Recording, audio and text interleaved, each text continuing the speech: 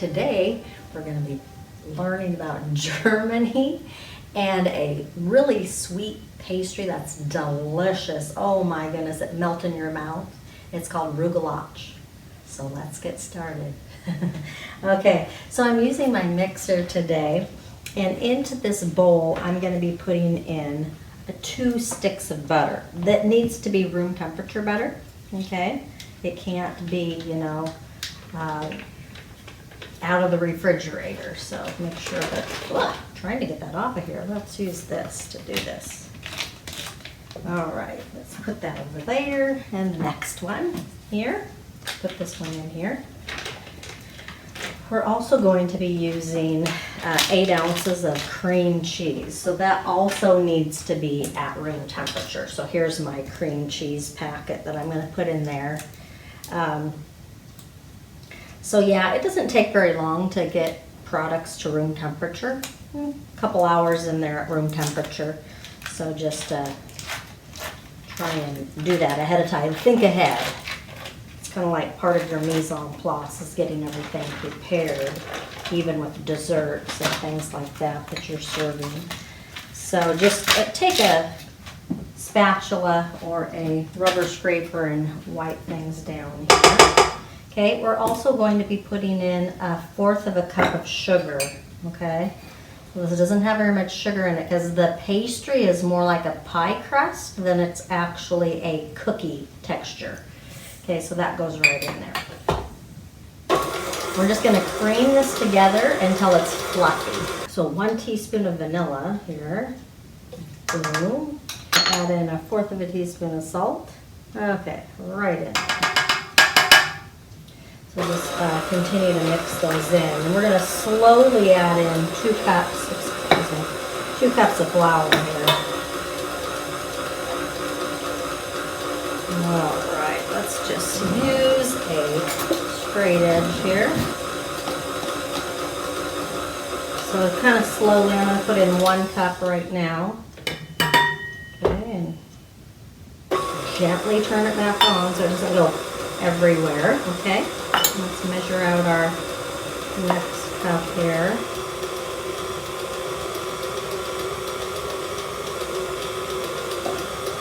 All right, there we are. There's our next cup. So we're gonna put this one in now. So just a little bit at a time. Turn it back on slow. Ooh, kind of, just turning it on slow, it kind of made a little whoop, but it's back on track here. I'm going to show you what the dough looks like after it's done here. So it is done. So let's take a look. It should look like this. Pretty sticky. What you're going to do is you're just going to take it out of the bowl here and put it into this right here. Okay, I'm going to start moving this around the board here just a little bit. I'm just going to put a little bit of flour on top of this, just so that when I store it in the refrigerator for an hour, it will look proper, okay?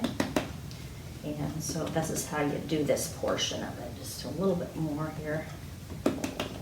All right, so you just get out a plastic baggie here and just put this in here like so.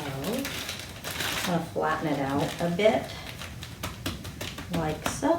I'm going to zip it up here, and we're going to put this in the refrigerator for an hour. We're going to be making the filling that goes into this pastry.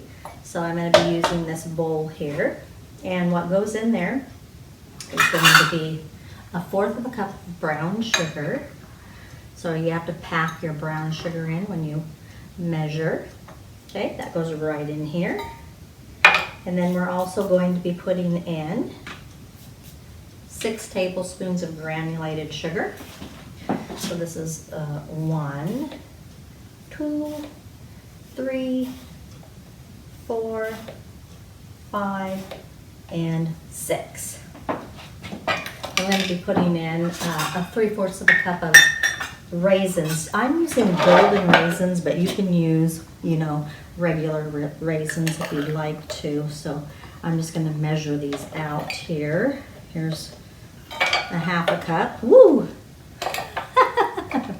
Raisins everywhere. I'm loving it. Okay, and then 1/4 of a cup here too. That equals 3/4 of a cup. Okay, so let's put those in there as well.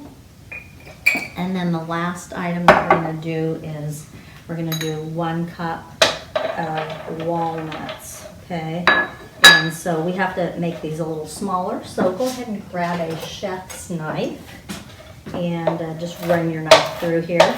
You want some big chunks. We don't want them to be all super small. You want them to be, you know, some big, some small. Just that's why we're doing chopping. So just run your knife through like I'm doing right here. Once it gets to the right consistency that you like, then we're going to measure this out. Make sure that we have the right correct amount. And then we'll put it into the mixture here. Okay, so I think that's good right there. It looks about great. If you want to come over here and look at the consistency of the walnuts here, about how large they are here. Not that big, like so. So that goes right in here. Let's see if we have enough. If we have enough. Ooh, we do. Perfect. Perfecto here. All right. That goes right in here as well. And then we're also going to put in 1/2 teaspoon of cinnamon too. So let's go ahead and grab our cinnamon here and put the cinnamon in here. Like so. All right. So go ahead and grab a spoon, a mixing spoon, and toss all of these ingredients together. And this is actually going to be our filling, which is really cool here. Okay. All right. I got the dough out of the refrigerator. It was in there for an hour. And just take it out of the bag here. And we're just going to set this aside. Let's toss that in there, okay? And you're just going to take this and cut it into 4 pieces, okay? And then this way right here too. Okay, so now we have 4 pieces of dough, okay? With these 4 pieces of dough, we're going to set 2 aside, or excuse me, 3 aside, and just deal with 1 at a time. So you're just going to take some flour and toss it down here. Just take one of the 4 pieces here, and this is number 2. That was number 1 over there, just so that you can kind of get a general idea of what it looks like when we're doing this. So just kind of flatten this out here. Remember, we're going for a round shape. It doesn't have to be perfect though. So part of the thing with these is that they are kind of like custom made, or we call it artisan. And artisan means like it looks like it's hand done. So they're not all perfect, okay? They all look a little different because they're all done. You know, one's larger, one's smaller, one has more cinnamon in it maybe, one has more raisins in it. You know, you get to pick and choose which one you want, you know. That's what artisan bread is all about too, is it's made by hand and made with tender, loving care. Okay, so once this is down here like this, go ahead and get the other stuff off of there, the other powdered flour out of there, okay? So what I do is I go ahead and put my marks in here with a knife. So we're going for 12 pieces, okay? So just run your knife through here, like so. All right. Some are larger, some are smaller, and you know, like I said, that's okay. That is perfectly okay. Then put it back together like this. If you do it afterwards, it kind of makes a mess. So we're going to put this here. Remember, we're using 1/4 of a cup of apricot jam. So this goes on here, and you just smooth it around like so here. 1/4 of a cup grand total for all 4. Not just 1. It's about a tablespoon per disc here that you're creating, okay? So then we're going to take about a half of a cup, all right, a half of a cup of this. Go ahead and put on the filling here and then just roll it out here like so. So it looks nice. If you feel like there's a little bit missing, you can go ahead and grab a few things here and put a little bit more on here. Like this is a little, okay, there we go. Make it look good to the edge. Okay, then you're gonna roll them up individually. So you just take this and you roll it up like so. And then you put the tucked end over here. And I'm gonna move this over here so you can see a little better. Oh, there we go. So you just keep rolling, rolling, rolling, rolling, rolling, rolling, rolling. Okay, just keep on moving, trucking, okay? And just keep on going. This one's gonna be a little larger, okay? Some people like larger Rugelach. Okay, and I did use some parchment paper. Oh gosh, if you don't use parchment paper, it's a mess. So always use parchment paper when you make these. They get stuck on the pan if you don't do that, so. There we go. All right, I'll meet you back here when I'm all done.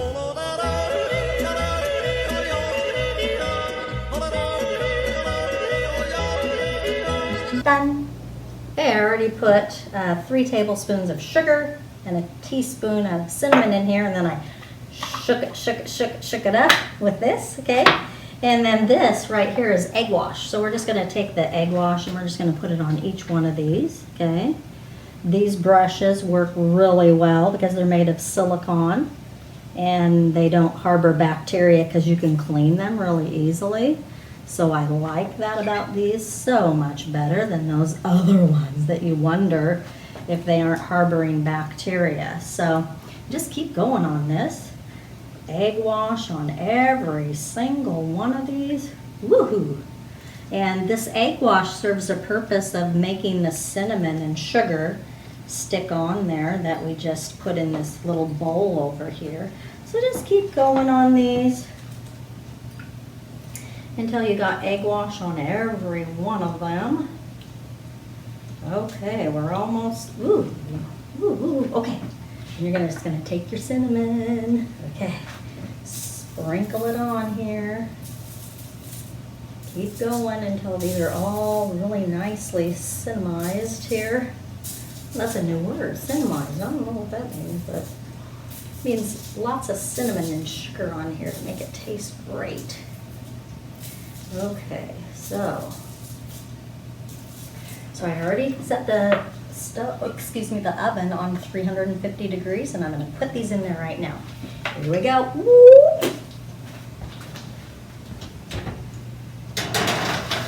And one on the bottom. Ah, there we go. Okay, kitchen timer. 25 minutes start.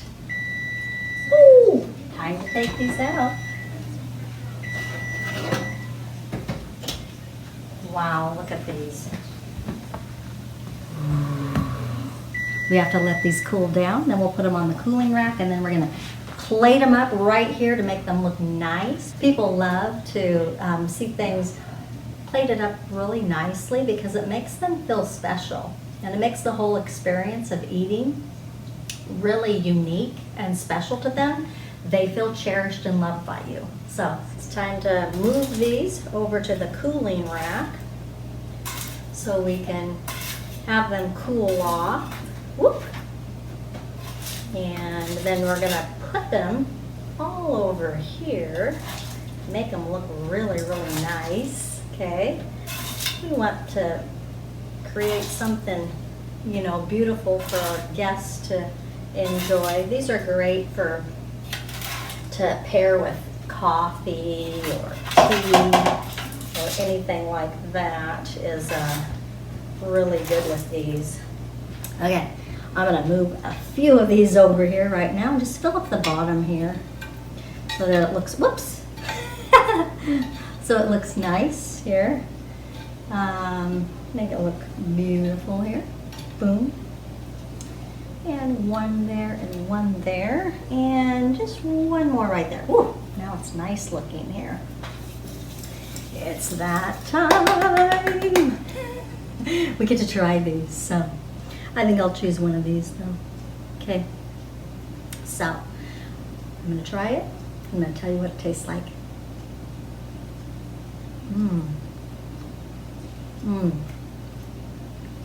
Buttery, and it doesn't have any leavening agents in it, so it's more like a pie crust type of a crunchy, smooth taste. But the raisins in there give this really nice tangy punch to it. Oh my goodness. So nice to have you come today where we're making Rugelach from Germany. Come back next week. I'll see you then.